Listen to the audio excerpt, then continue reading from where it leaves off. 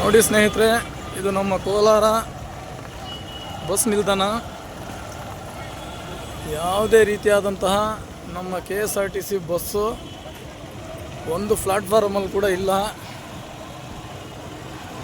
ಯಾರ್ಯಾರೋ ಎಷ್ಟು bus operate ಆಗಿದೆ ಅಂತ ಹೇಳ್ತಾರೆ. ಅದಕ್ಕೆಲ್ಲ ನೀವು ಕಿವಿ ಕೊಡಬೇಡಿ.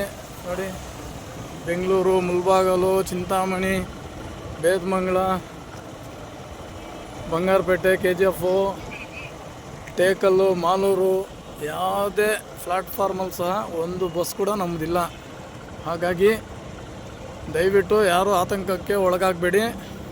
ಪ್ರೈವೇಟ್ ಬಸ್ ಒಂದು 4-5 ಬಸ್ ಇದೆ, ಇರಲಿ. ನಮ್ಮ ಮುಷ್ಕರ ತುಂಬ ಚೆನ್ನಾಗಿ ನಡೀತಾ ಇದೆ. ಇದೇ ರೀತಿ ಮುಂದುವರಿಬೇಕಂತ ಎಲ್ಲರಲ್ಲೂ ಮನವಿ ಮಾಡ್ತಾಯಿದ್ದೀನಿ.